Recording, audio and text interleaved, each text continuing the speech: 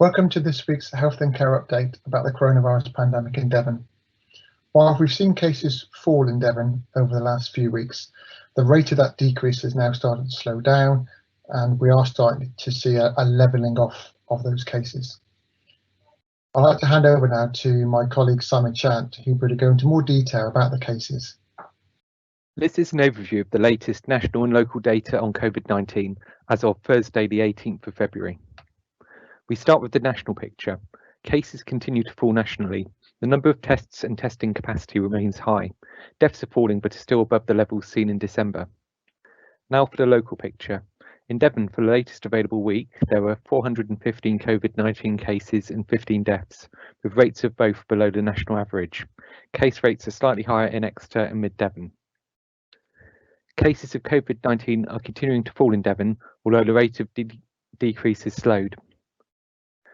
Case rates are currently highest for those aged 20 to 39, but have fallen over recent weeks in all age groups. The data in this summary is drawn from Devon's COVID-19 dashboard and the National Coronavirus Tracker, where the latest available information can be found. Thanks, Simon.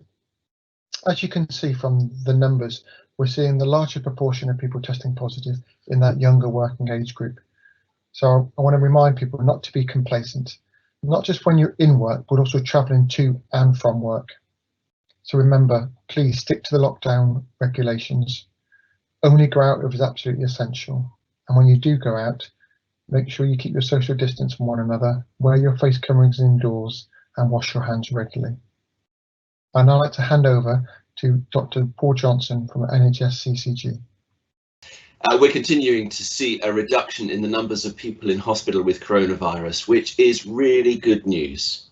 And I know it's been a difficult few months with people not being able to see their loved ones, but it's really important that we continue to stick to the national guidance on social distancing, on hand washing and on wearing face coverings to make sure the numbers of people having to go into hospital with coronavirus continue to fall.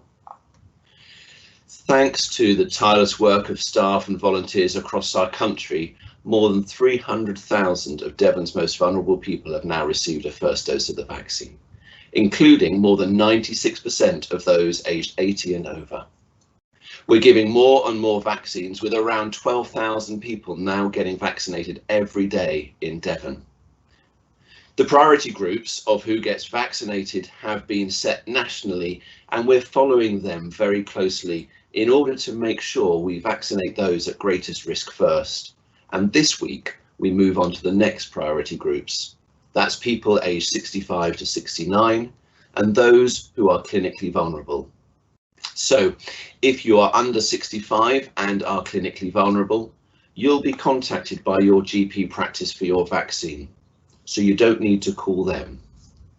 If you're over 65, you'll be invited to book an appointment on the National Booking Service. The best way to do this is online, or you can call 119 between 7 in the morning and 11 at night, 7 days a week to book.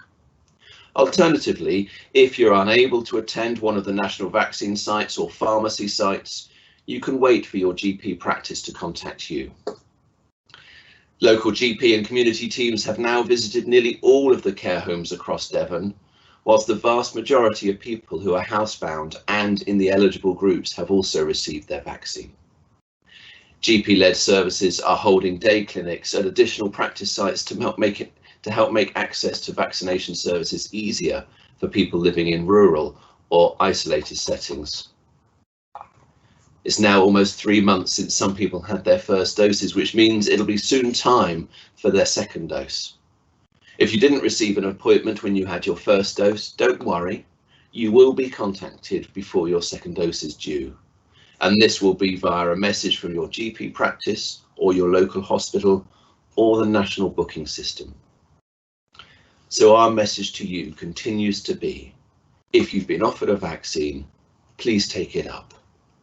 Having the vaccine should protect you from becoming seriously ill from COVID, but you may still be at risk to others if you are exposed. So, regardless of whether you've had the vaccine, continue to follow the national guidance, stay home as much as possible, and remember hands, face, and space.